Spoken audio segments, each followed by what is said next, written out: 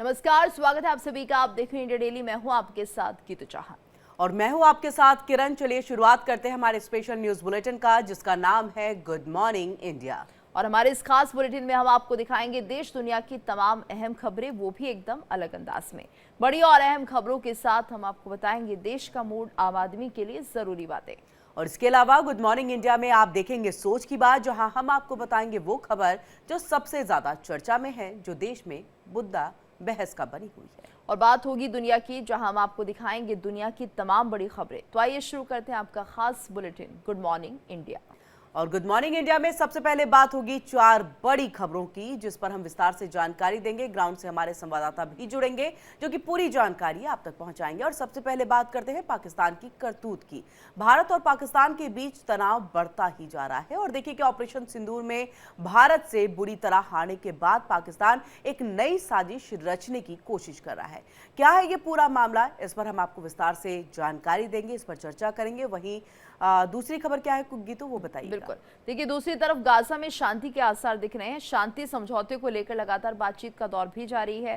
PM Modi ने भी राष्ट्रपति ट्रंप की इस पहल का स्वागत किया है। इसके अलावा बात करेंगे अयोध्या में हुए धमाके की, जिसमें 5 लोगों की मौत की खबर सामने आई है।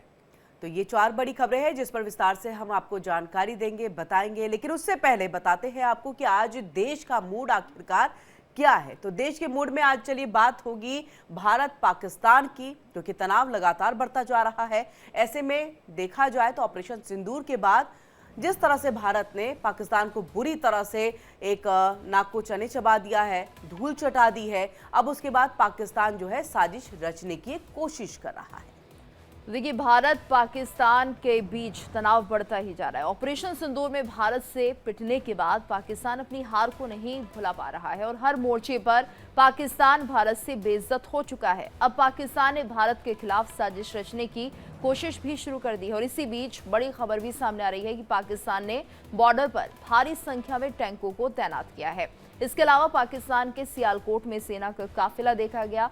सूत्रों के अनुसार पाकिस्तान की 19वीं कैवलरी रेजिमेंट ने टैंक, काफिले और लॉजिस्टिक यूनिट्स को अग्रिम स्थलों की ओर स्थानांतरित किया है। भारत पाकिस्तान सीमा पर तनाव बढ़ा है और तैयारी अभ्यास की अटकलें भी तेज हो गई हैं।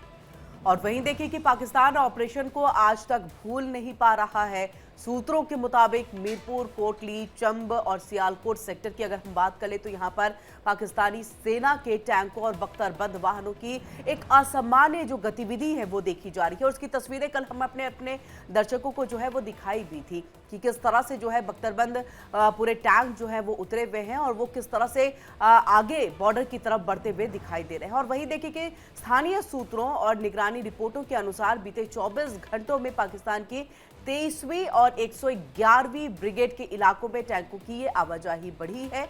और कुछ फुटेज सोशल मीडिया पर भी वायरल हुए हैं, जिनमें पाकिस्तानी सेना के टैंक और ट्रक सीमावर्ती सड़कों से गुजरते हुए दिखाई दे रहे हैं। हालांकि देखिए अब तक पाकिस्तान की ओर से इस मूवमेंट को लेकर के कोई आधिकारिक बयान जारी नहीं किया गया। बिल्कुल, और लगातार पाकिस्तान ने जिस तरह से बॉर्डर पर अपने टैंक तैनात किए हैं और यही समझा जाए कि कोई बड़ी साजिश पाकिस्तान रच रहा है। भारत पाकिस्तान के बीच जो तनाव है वो इस वक्त रुक नहीं रहा है। और अब की बार जो हम देख रहे हैं वो पाकिस्तान की तरफ से ऐसी तैयारी है, यानी कहा यह जा रहा है कि अगर पाकिस्तान ये हरकतें कर रहा है कि पाकिस्तानी सेना मूवमेंट करती हुई दिखाई दे रही है, टैंक्स का यहाँ पर डिप्लॉय कर दिया गया है, तो ये माना जाए कि किरण कोई साजिश तो है और वो सोच रहा है पूरी तैयारी के बाद वो आक्रमण करेगा। हालांकि भारत बहुत ज्यादा सक्षम है पाकिस्तान से। और बिल्कुल देखिए जनरल उपेंद्र द्विवेदी ने इस बात का जिक्र भी कर दिया था कि आने वाले दिनों में एक असंभवता, उनकी बातों से ये संकेत जो है मिल रहे थे कि कुछ बड़ा हो सकता है। उन्होंने कहा भी था कि भारत की सेना तैनात रहे, तो कहीं ना कहीं एक सुगबुगाहट और एक इनपुट जो है हमारे इंटेलिजेंस को जरूर मिले होगी, जिसके आधार पर उनका ये बड़ा बयान। रक्षा मंत्री राजनाथ सिंह ने भी इस बात को और सरप्रीक का भी जिक्र किया था। लेकिन साथ ही साथ देखिए कि यही चीज जो है ख्वाजा आसिफ, जो कि पाकिस्तान के मंत्री हैं, वो भी कहते हुए दिखाई देते हैं कि आने वाले दिन में कुछ बड़ा होगा। लेकिन शुरुआत देखिए पाकिस्तान से हो रही है कि पाकिस्तान में किस तरह से ये तैयारी चल रही है, क्यों आखिरकार ये बख्तरबंद जो गाड़ियां हैं, जो टैंक है, वो जो है बॉर्डर एरिया की तरफ बढ़ते हुए दिखाई दे रहे हैं।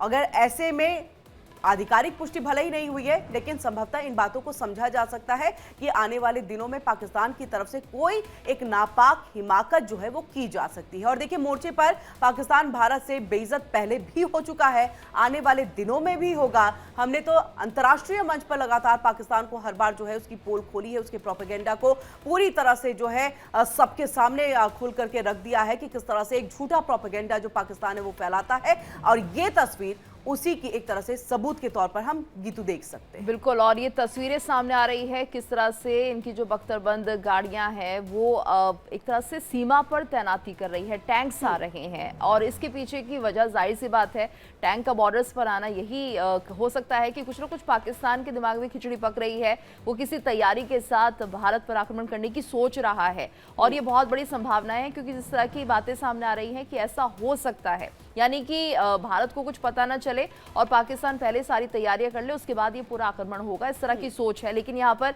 देखिए किरण, एक बात ये भी सामने आ रही है, क्योंकि अब भारत और अमेरिका के रिश्ते बहुत ज्यादा अच्छे नहीं रह गए टैरिफ की वजह से, और पाकिस्तान के साथ हम देख रहे हैं कि जो अमेरिका है वो डील करता हुआ दिखाई दे रहा है। तो कहीं ना कहीं हिडन तरीके से या तो उसे एक तरह से अमेरिका का सपोर्ट मिल रहा है, या कोई ऐसी बात इन दोनों के बीच में हुई है कि आप लड़ो, हम आपका साथ देंगे। तो ये तमाम ऐसे कयास हैं, ये भी लग रहे हैं कि कुछ ना कुछ खिचड़ी तो यहाँ दोनों देशों के बीच पक रही है। बिल्कुल, आपने बहुत सही इस बात को यहाँ पर जो है हमारे दर्शकों के सामने रखा कि अमेरिका का कितना सपोर्ट जो है वो पाकिस्तान को यहाँ पर मिलेगा। क्योंकि अभी एक डील भी हुई है जिसको लेकर के एक आमरन की बात, जिसका देखिए हम न्यूज़ रूम में एक बातचीत भी कर रहे थे कि इसका कितना बेनिफिट पाकिस्तान को होगा और कितना हमें जो है यानी कि भारत को इसको लेकर के एक चैलेंज जो है वो दिखाई देगा।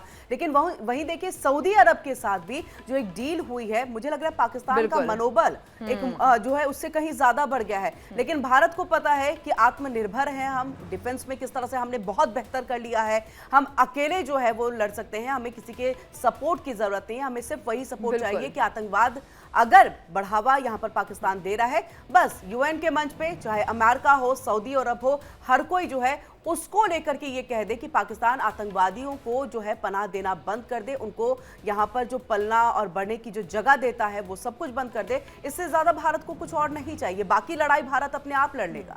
बिल्कुल, और किरण यहाँ पर ये भी साजिश पाकिस्तान की हो सकती है कि उकसावे की कार्रवाई, बिल्कुल पहले ये यहाँ पर हमला करें, उसके बाद भारत आक्रमण करे और फिर उसके बाद बीच में आ जाए सऊदी अरब, ये कहकर कि दोनों देशों में से अगर किसी पर भी हमला होगा तो जाहिर सी बात है दोनों देश साथ लड़ेंगे। और शायद ये पाकिस्तान की तो हरकतें ऐसी ही रहती है कि उसे लगता है कि किसी भी तरह से दूसरे को बेवकूफ बनाना, यानी पहले खुद जंग शुरू करेगा, उसके बाद भारत जवाबी कार्रवाई करेगा, तो वो जाके सऊदी अरब की गोद में बैठ जाएगा। तो ये बात हो सकती है, ये पहलू हो सकते हैं कि पाकिस्तान अपने आप को बहुत बड़ा सुल्तान समझने की कोशिश कर रहा है।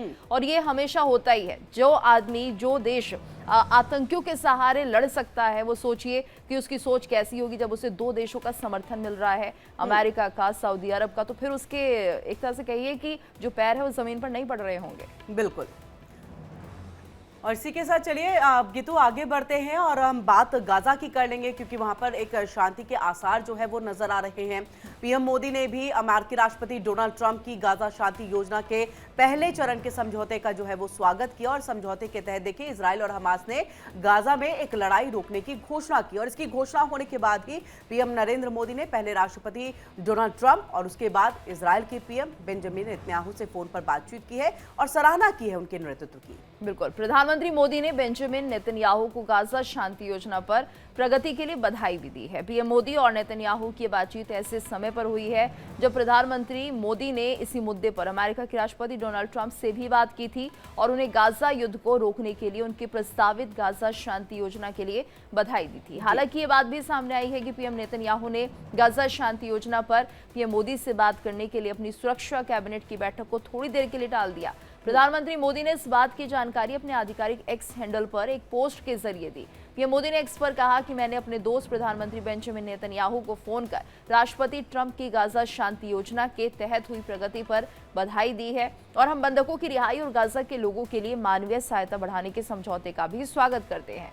हमने ये भी दोहराया कि आतंकवाद किसी भी रूप या किसी भी जगह स्वीकार्य नहीं है। बिल्कुल, देखिए भारत हमेशा से आतंकवाद के खिलाफ रहा है, आतंकवाद के ही खिलाफ जो है ये लड़ाई लड़ता रहा है। यही पाकिस्तान के साथ है और यही अगर हमास की तरफ से किया जा रहा है, भले ही हमास को भारत ने अभी तक जो है एक आतंकवादी के रूप में नहीं उसको ये कहा है, लेकिन उसके बावजूद अगर इस तरह से मानवीयता पर किसी तरह से हमला होता है तो उसके खिलाफ भारत हमेशा खड़ा दिखाई देता है। उसी का जिक्र करते हुए यहाँ पर प्रधानमंत्री भी दिखाई दिया। ऐसे में देखिए दिलचस्प नजारा देखने को मिला। इजराइल के प्रधानमंत्री बेंजामिन नेतन्याहू सुरक्षा कैबिनेट की एक अहम बैठक की अध्यक्षता कर रहे थे। एजेंडा बेहद गंभीर था। गाजा में सीज फायर और बंधकों की रिहाई पर बड़ा फैसला होना था, लेकिन अचानक से देखिए नेतन्याहू ने बैठक ही रोक दी। वजह भारत के प्रधानमंत्री नरेंद्र मोदी का फोन आना था। जी हां, देखिए नेतन्याहू ने अपने सारे मंत्री और अफसर को कुछ मिनटों के लिए इंतजार में छोड़ दिया ताकि वो सीधे पीएम मोदी से बात कर सके। बिल्कुल, और दोनों नेताओं के बीच ये बातचीत लगभग 10 मिनट तक चली, लेकिन उसका असर अब दोनों देशों के रिश्तों पर भी साफ दिख रहा है। इजराइल के प्रधानमंत्री कार्यालय ने भी इस संबंध में एक बयान जारी किया। इजरायली पीएमओ ने बयान में कहा कि प्रधानमंत्री बेंजामिन नेतन्याहू ने पीएम मोदी से बात करने के लिए गाजा में युद्धविराम और बंधकों की रिहाई समझौते पर चल रही सुरक्षा कैबिनेट की बैठक को कुछ देर के लिए रोक दिया था। और बिल्कुल देखिएगी तो ये अपने आप में बहुत बड़ी बात है कि जब पाकिस्तान के प्रधानमंत्री और उनके जो फील्ड मार्शल है आसिम मुनीर वो जाते हैं, उनको आधे घंटे इंतजार करना पड़ता है डोनाल्ड ट्रंप से मुलाकात के लिए, जबकि ऐसे मुलाकात में 1 मिनट की भी देरी नहीं होनी चाहिए। लेकिन जब वही प्रधानमंत्री भारत के वो फोन करते हैं बेंजामिन नेतन्याहू को, तो वो अपने जो बैठक है, जो कि महत्वपूर्ण बैठक है अभी के वक्त में एक देश के लिए जहां पर युद्ध रुकने की एक संभावना हो रही है, वहां पर उस बैठक को छोड़ करके फोन अटेंड करने आते हैं। ये अपने आप में बड़ी बात है और ये कहीं ना कहीं हमारी एक कूटनीतिक जीत के तौर पर है। इजराइल वैसे भी हमारा बहुत अच्छा दोस्त रहा है, बेंजामिन नेतन्याहू हमारे बहुत अच्छे दोस्त रहे हैं और वो तस्वीर, वो वानगी हमेशा से हमने देखी भी है। बिल्कुल, और ये बताता भी है कि भारत का कद किस तरह से अंतर्राष्ट्रीय मंच पर बढ़ता हुआ दिखाई दे रहा है और जो कूटनीति है भारत की वो किस तरह से बाकी देशों को रिझा रही है, और एक तरह से जो बातें प्रधानमंत्री मोदी कहते हैं बड़े बड़े मंचों से वो करके भी दिखाते हैं और उस पर दृढ़ता के साथ अपनी बात रखते हैं। जी चलिए अब आगे बढ़ते हैं और अब बात करते हैं सवाल आम आदमी की। तो अयोध्या में दर्दनाक सिलेंडर फटने से हादसा हुआ है और इस हादसे में 5 लोगों की मौत हो गई है। देखिए बहुत ही दर्दनाक ये हादसा है जहां पर अयोध्या में ये बड़ी खबर है और बहुत ही दर्दनाक ये खबर है जहां पर मकान में ये सिलेंडर फटा और जोरदार ब्लास्ट हुआ और इस हादसे में 5 लोगों की मौत हो गई है। हादसे में देखिए घर में भी एक घर के भी गिरने की जो जानकारी है वो मिली है और बाकी जो जानकारी मिल पा रही है गीतू की घटना अयोध्या के पूरा कलंदर थाना क्षेत्र में हुई है और ये भी बताया गया कि अयोध्या के ग्रामीण इलाके के पूरा कलंदर थाने में कुछ ही दूरी पर ये धमाका हुआ जिसके साथ एक मकान भी गिरा और इतने लोग जो है घायल हुए और कई की तो मौत हो गई। बिल्कुल, 5 लोगों की मौत हुई है। इस हादसे की सूचना पर उच्च अधिकारी मौके पर पहुंचे और शुरुआती जानकारी के अनुसार पटाखे की वजह से धमाके की आशंका जताई जा रही है। तो अयोध्या के थाना पुरा कलंदर के पगला भारी गांव का ये मामला है जहां पर यह हादसा हुआ। घायलों को जिला अस्पताल में भेजा गया है। स्थानीय लोगों के अनुसार धमाका इतना तेज था कि आसपास के घरों और दुकानों में भी नुकसान पहुंचा है। रेस्क्यू टीम मलबे में फंसे लोगों को निकालने में जुटी हुई है। प्रशासन ने हादसे के कारणों की गहन जांच भी शुरू कर दी है। तो घटना से इलाके में बह और अफरा तफरी का माहौल बन गया।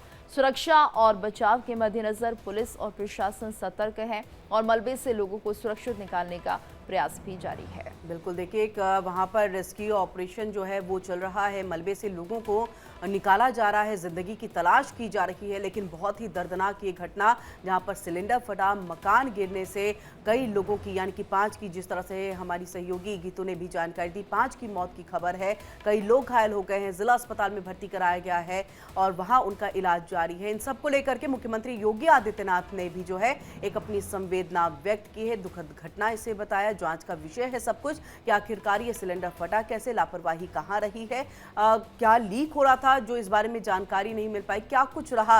ये बहुत सारी चीजें हैं जो फिलहाल जांच के विषय में आती है। और ऐसे में आपको बता दें ये उत्तर प्रदेश के अयोध्या से खबर सामने आई है। अयोध्या के पूरा कलंदर का ये इलाका है जहां पर ये हादसा हुआ है। माफी गांव है जहां पे एक मकान जो कि गांव के बाहर खेतों के अंदर बना हुआ है, उसकी छत गिरी है जिससे कि काफी बड़ा विस्फोट हुआ है। मौके पर आकर के सभी जो हमारी रेस्क्यू टीम है, पुलिस और प्रशासन के अधिकारियों ने तत्काल यहाँ पर रेस्क्यू ऑपरेशन स्टार्ट किया है। ये मकान मुख्य रूप से इसी गांव के रहने वाले पप्पू गुप्ता का है, जो अपने परिवार के साथ यहाँ रहते थे। तत्काल उनको और बाकी जो घायल लोग थे उनको शिफ्ट किया गया हॉस्पिटल में, जहाँ पर 5 लोगों को अभी तक मृत घोषित किया गया है। घटनास्थल का निरीक्षण हमारे और डीएम साहब द्वारा, हमारी सभी फोरेंसिक, बीडीडीएस और सीएफओ और बाकी अन्य टीम्स द्वारा किया गया है। बाकी जो अग्रिम विधिक कार्रवाई है वो हमारे द्वारा अमल में